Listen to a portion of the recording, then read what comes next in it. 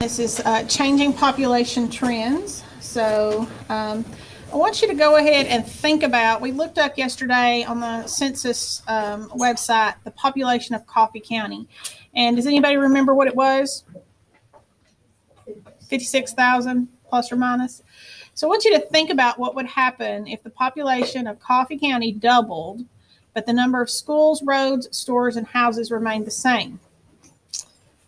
So think about that. I was trying to get out of Clower Automotive this morning. I was dropping my mom off to have her car worked on, and the traffic on the Tullahoma Manchester Highway was so thick I couldn't even get out. I had to actually turn. I was trying to turn across traffic, so I had to turn with traffic and then go to the road behind to get back onto the main road. So what do you think would take place here? What do you think a trip to the store would look like? What would your neighborhood look like? What would your classes look like? Anybody? Would it be someplace you wanted to live? No, I don't think so. I think one of the reasons that your parents are here, and I know it's why I'm here, is because I really don't like it very crowded. And I hear people complain all the time, well, we don't have a Publix and we don't have a TJ Maxx and we need a Sam's. And when you think about that, though, it's a trade off. What do those stores come to places for? Business, right? And what does business cause? Congestion, right? There's going to be a lot more people you have to deal with. And I know you all aren't driving yet, but driving in Murfreesboro is infuriating. You were there last night. I mean, it makes me want to say bad words, and I don't cuss. So it's something that you have to give up. Nothing's free. You've heard them say that before. I would rather drive to Tullahoma to go to Publix or drive to Murfreesboro twice a month to go clothes shopping than to have to deal with that every day here in this town. And so I just want you to remember that. People are like, well, why doesn't Manchester do this? Or why don't they get more stores? Why don't they get more of this, that, or the other? You need to look at it from the perspective of what are they trying to preserve? This is a way of life that people that live here like. And it may just be that we're trying to preserve that rather than, make it convenient to have a Publix 10 minutes from your house rather than 30 minutes from your house. And really, I don't think Tullahoma is even 30 minutes from most of your houses. So it's pretty close. So I just want you to realize that with more industry, with more stores and things like that, come more people. And people, if you remember back to the chapter when we talked about dispersion, we said that people really like what kind of dispersion? Do we like clumped, uniform, or what was the other one? Random? Which one do we really like? Huh? What do humans really like? When we were talking about animal dispersion, remember we said some live in herds. We like random. We're really not herd animals. We tolerate one another, but we're really not herd animals when you think about us as an animal. So describe 3 problems caused by rapid human population growth. Compare population growth problems in more developed countries versus less developed countries. Analyze strategies to reduce population growth and describe worldwide population projections for the next century. And we've already seen that video. That was a miniature Earth. Throughout history and currently in many parts of the world, populations have the highest rates of growth create the largest environmental problems. Where, like I said, any other animal, if you've got 2 rats in your house, that's a problem. If you've got 300 rats in your house, that's a huge problem. And we tend to do that too. We put pressure wherever it is that we come together and congregate. We put pressure on the environment. So when we're spread out, we're happier and nature is happier. When we're forced together in big communities, we're less happy because we don't get along all that well. And also it puts pressure on the environment. I was talking to a class yesterday. I can't remember which one it was, but they were talking about how New York and California and places like that want us to get rid of cars. They've got this idea that all cars are going to be electric by, I think it's 2030 or something like that, which is a really short amount of time. I don't think my new car will even be paid off by then. So I don't know what they're going to do about my car, because I definitely don't have enough money to buy another one. But they don't realize how people in rural areas live. I live 20 miles any direction you go from a grocery store. Okay. I have to have a car. We don't have buses out in Pelham that come pick people up. And so we're used to having to buy our groceries maybe like 2 weeks at a time. And we usually have food in the house. People that live in New York City get their food that they're going to eat that night after work every day. They just pick it up while they're walking home. They stop by a little, not a Walmart, but like a little store, and they pick up whatever it is they're going to eat that night. And so it's a very different way of life. And a lot of times we don't understand their way of life, but they also don't understand our way of life. And so, some of these solutions that they come up for cities don't necessarily work for rural areas. And people are like, oh, well, we're going to raise the gas prices up to keep people from buying so much gas. Well, to you, that's not a big thing, because you might use a little bit of gas in a bus where you're going like out of town to catch a plane. I've got to drive 45 miles a day to get back and forth to work to make money. And so a lot of times people don't understand how everybody lives, even within their own country, much less in another country completely. And so rapidly growing populations use up resources at an increased rate and overwhelm infrastructure of a community. And infrastructure is really what we're talking about when we talk about having a Publix or a TJ Maxx or anything like that. It's the things that make life comfortable, the things that make life easy, like roads, bridges, sewers to handle waste, clean water, power plants. Some cities have subways, not every city, but some cities have subways, public transportation, schools, and hospitals. And people want to move to areas where there's a lot of infrastructure because it makes their life easier. Some people do, not all people. And so the more infrastructure you have, the more desirable a place it is for people to move into. What's the most expensive real estate in New York City? Where's it located? Next to what? Do y'all know? Is it in the Bronx? Where's it at? Next to a big open space. Central Park. It's close to Central Park, because Central Park is the only place where you can really have a yard in New York City. And it's not really your yard, it's a park, but still it's nature. So people want that. They want to be close to nature. But when they live in cities, that comes at a premium. It's $1 million a year just to rent a parking spot in New York City if you want to have a car. $1 million to park your car. That's crazy. I wouldn't have a car either, would you? So a rapidly growing population can use resources faster than the environment can renew them unless resources come from somewhere else. And so developed countries take a lot of flack for this, because we do have a high standard of living and we do use a lot of resources, but we are not stealing those resources from other places. It is true that we do take resources from least developed countries, but their governments sell them to us. And I have a hard time feeling guilty about this, because I don't feel like those governments would give those resources to their people. Do you? I mean, do you feel like China would give them free food if they didn't sell to other countries? You think they've had the opportunity to do that and they haven't.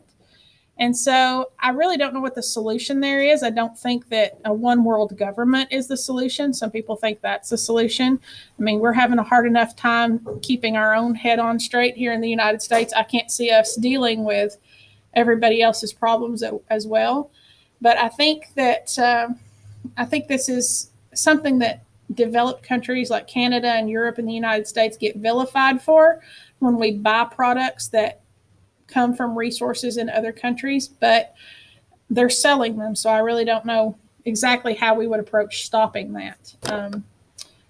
That's what capitalism is. And we're a capitalist country. We have laws to protect ourselves here in this country, but we don't have any laws to protect other countries because you really can't write laws to protect other countries. You could do that somewhat as a consumer. You could say, I'm only going to buy like fair trade coffee and things like that. But, you know, that's really the only recourse we have as citizens.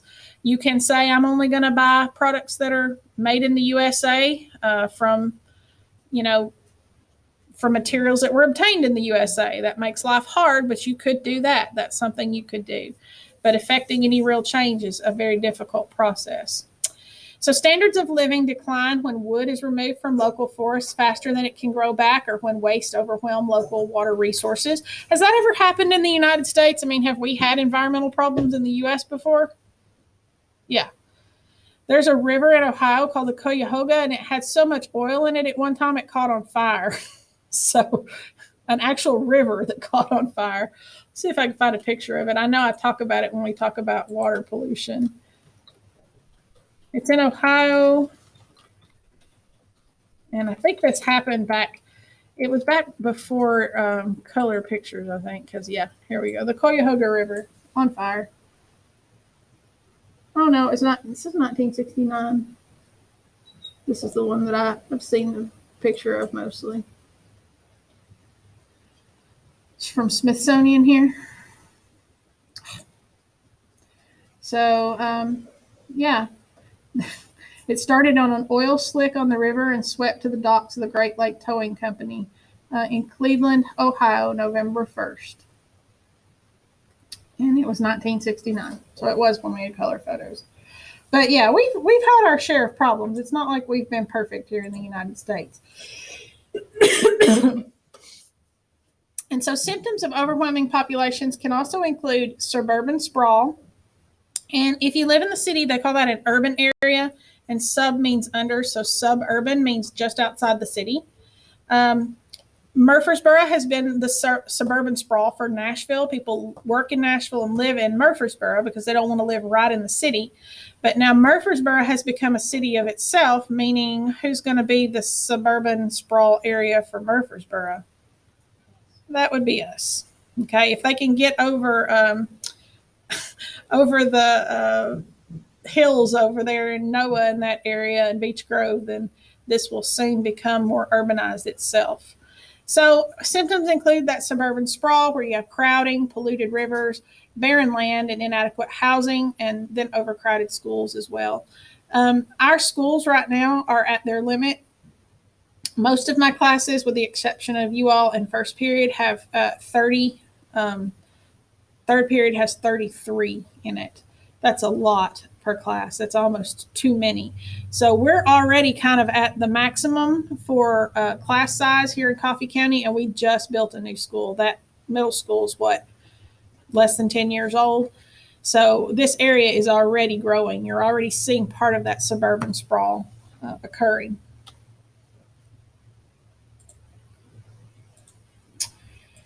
In many developing countries, the way you see use of resources increasing is through the inavailability of firewood. We don't think of firewood as something that sustains life here. We just use it for, backyard fires and coziness on a snowy winter day.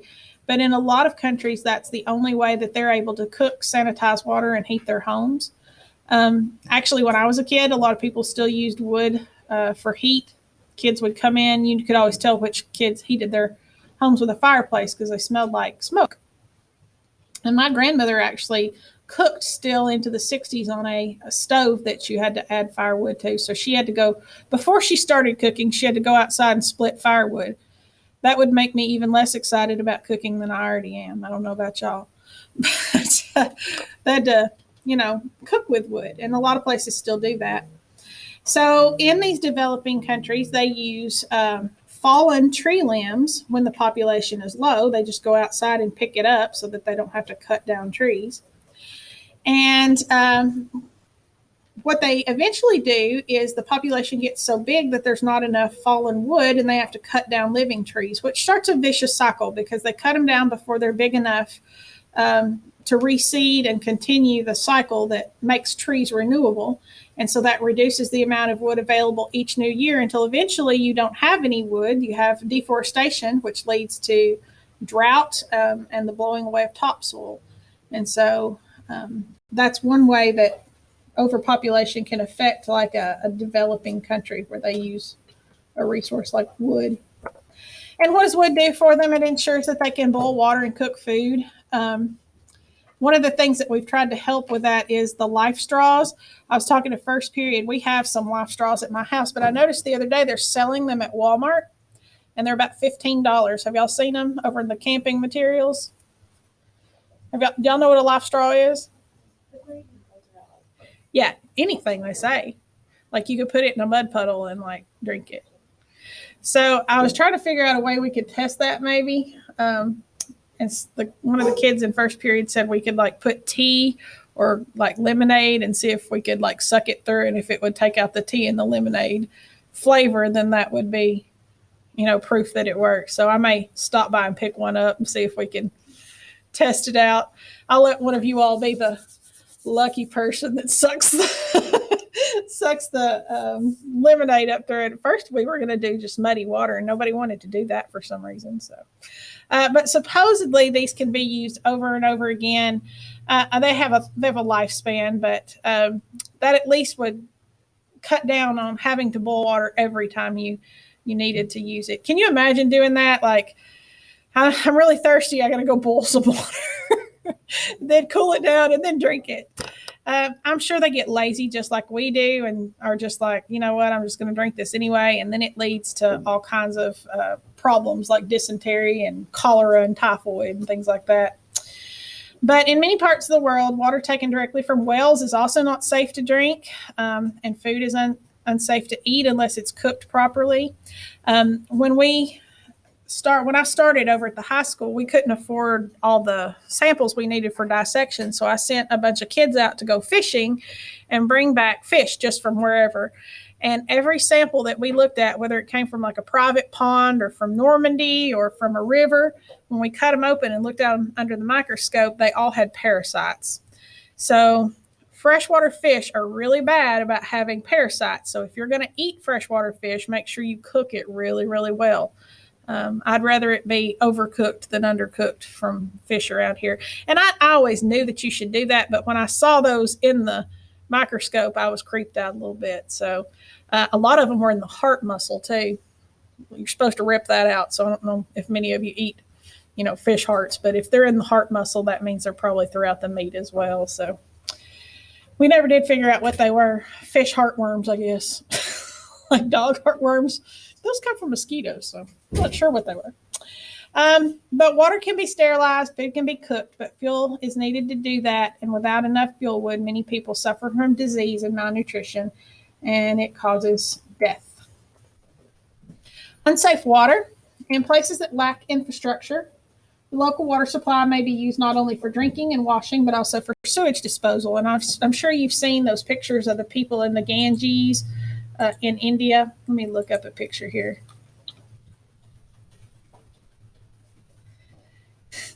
It always amazes me. Now, the people in the Ganges think that it's a holy river and it's an honor to like take a bath in it or pray in it and things like that. But you also see people like washing their clothes and stuff in it.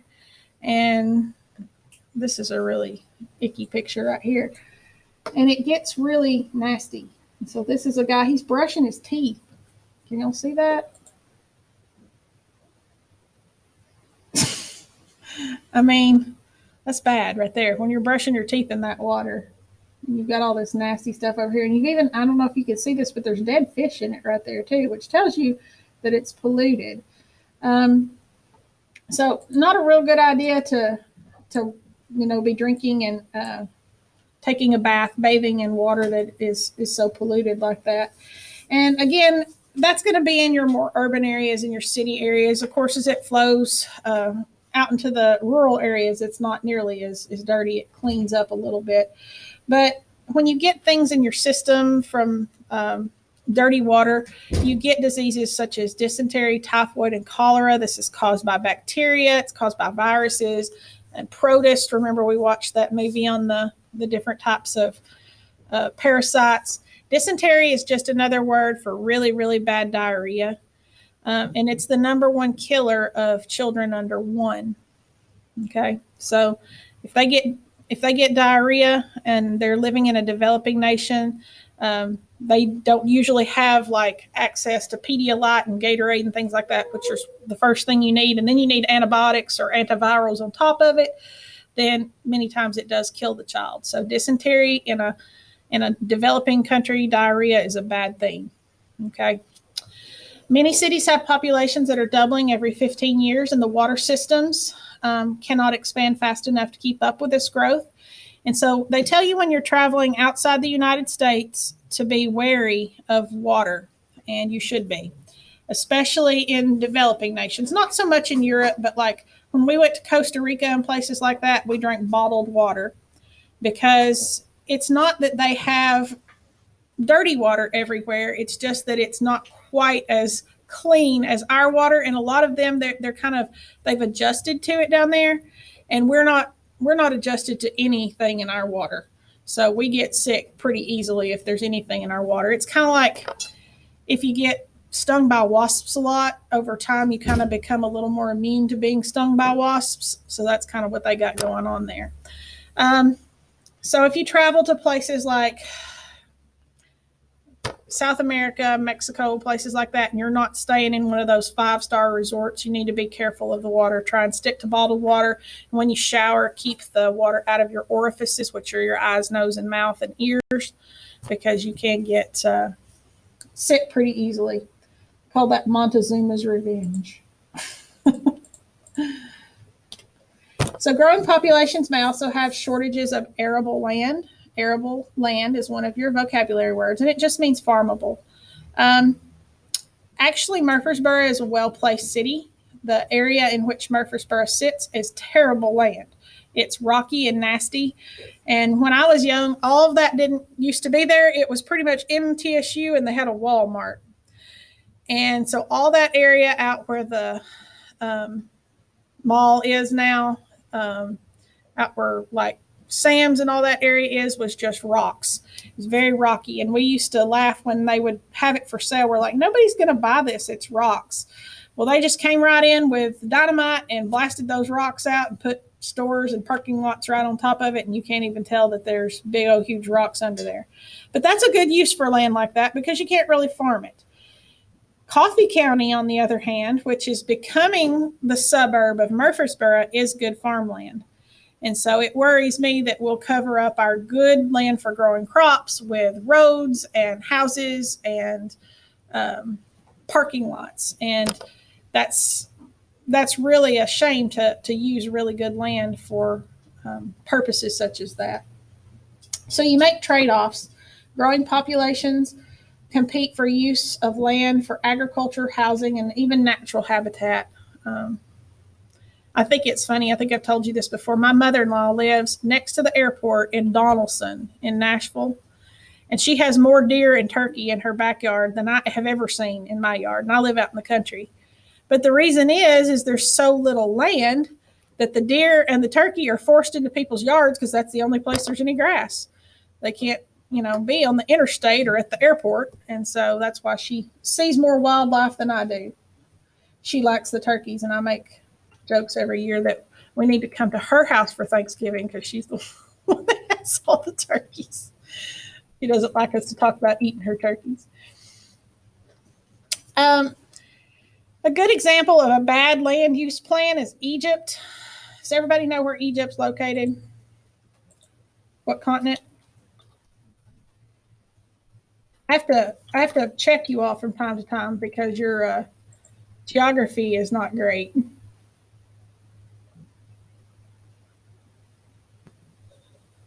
Is that somebody going to answer me? Okay. Did y'all know Egypt was in Africa? Okay. Nobody said anything. All right. So Egypt is located right here. And I don't know if you've ever seen the biomap or paid attention to the biomap of Africa, but very little of Africa is arable. Okay, it's desert and grassland. Grassland is somewhat arable, but it's mostly like right in here. That's where the grassland is. The rest of this is mostly desert. So what is it that keeps that little area of Egypt farmable or arable? What river? The Nile, right? Cleopatra floating down the Nile, So there's a population of more than 69 million people that depend on farming that occurs in this really narrow river valley that borders the Nile River. And so you would think that they would build their houses out in the unfarmable area, right? Because that's silly to use your only farmland to put your houses and roads and manufacturing and stuff on, right? No. They have 4% of their entire land mass that's actually farmable, and that's where they've put their city. It's right on top of that farmable land. So that Fertile Crescent that's up here, remember you've probably talked about this in history, up in this area is the Fertile Crescent, moving on up into, I thought I could pull that down, but I can't, into the Middle East. All of the area that can actually produce food is around a water source because it's so arid and dry up there. And so most Egyptians are living on their arable land and not farming it. They continue to build housing on what once was farmland, reducing their available arable land. So what does this do to a country when you reduce your ability to feed your people? What does it cause? It can cause famine and starvation, but more often than not, it causes war, right? Because you need resources that you don't have. And if you're buying from another country, like we were buying oil from the Middle East, we were always in a war, right? Ask your parents. The entire time that we grew up, your parents and I grew up, we were in some sort of skirmish with the Middle East, and it was about oil. So being dependent usually causes tension and it leads to war. Being independent is one way to have peace and a sovereign nation that doesn't have to beg other countries for resources that they need. That's one of the great things about the United States is we got plenty of land, which means we got plenty of food. And no matter how you feel about President Trump, one of the best things that he did was he made us oil independent. And the very first thing that happened when he was taken out of office is that we went right back into it. We've already bombed Syria. Did you know that? Last week, Joe Biden bombed Syria again. We have not been in a war for 4 years now, and here we are right back in it. And that's the worst thing that we can do is be in wars because we're not energy independent. When you shut down the Alaska pipeline, we have to get oil from somewhere. We have to have it. We can't run trucks to bring us food. We can't get back and forth to our jobs without it. And so that's one of the things about being energy independent or food independent. And that's why you shouldn't take up all your land with housing when you've got 4% of your land is the only area you can grow food. So that was a bad choice on Egypt's decision making there. All right, urbanization. Urbanization is an increase in the ratio or density of people living in urban areas. Urban means city, rather than rural areas. Currently, you all still live in what's considered a rural area. People often find work in cities, but move into suburbs around the cities instead of living right in the center of the city. This suburban sprawl leads to traffic jams, inadequate infrastructure, reduction of farmland, ranches, and wildlife habitat. Meanwhile, housing in cities becomes costly, more dense, and in short supply. One of the things that's happening now is a lot of people are dissatisfied with living in cities, and so they're moving to areas like Manchester. Every time I see somebody new in Monteagle and Grundy County, I say, "Where are you from?" And they're like, "California." And they're like, "And I love it here. I'll never go back." One of the problems with this is as people move into places like Manchester and Pelham, they have money and can outcompete people like you and me that have jobs here in Pelham and Manchester. And so it drives up the cost of real estate. Has anybody's family bought a house recently? Do you know how much y'all paid for it? Do you mind saying? Yeah, 235. That's about average now. The average cost of a house in Manchester, not even 10 years ago, was about 115,000. It's now about 250,000. That's a huge jump. I built my house in 2003. It's almost 3,000 square feet. My house is a big house, and I built it for $130,000. And so my house is what, is it 17 years old now? But still, if I had to replace that house now, it'd cost me at least $350,000. It's crazy. And that's caused by people moving out of cities because nobody really wants to live in a city. Not really. They like the conveniences, but they don't like the density and kind of the issues that you have in living in close proximity, the traffic. And finally, demographically diverse worlds. Not every country in the world is progressing through each stage of demographic transition. Some countries now have modern industry, but incomes that remain low, like China. A few countries have achieved stable, educated populations without industrializing, like Finland and Sweden. I'm not sure what they make over there. IKEA is the only thing I can think of. They're mostly into banking, so they don't really have like, Ford manufacturing. I think they make Peugeot over there. It's a car. Some countries seem to remain in the second stage and are unable to make enough educational and economic gains to reduce their birth rates and move to the third stage. Mexico has this problem. They are doing better, but I don't know if it's the cartel. They have a pretty strong drug cartel over there that kind of controls their government. I don't know what it is that keeps them from advancing and becoming more like the United States, but they seem to be stuck. You'd think that since they're in close proximity to us, they would be more similar to us as far as like how they run their country, but that's not the case. And in recent years, the international community has begun to focus on least developed countries, or LDCs. These are countries that are identified usually by the United Nations as showing the fewest signs of development in terms of income, human resources, and economic diversity.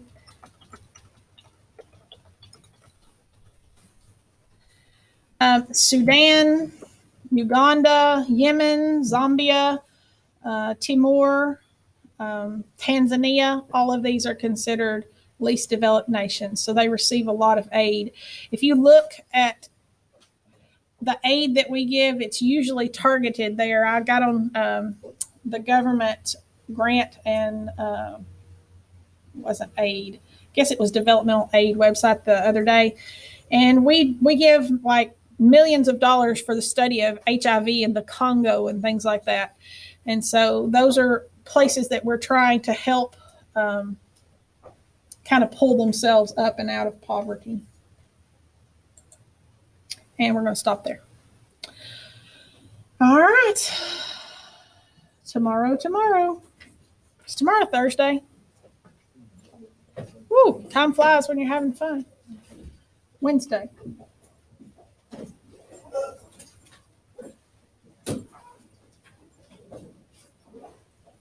Make sure you get your lab turned in.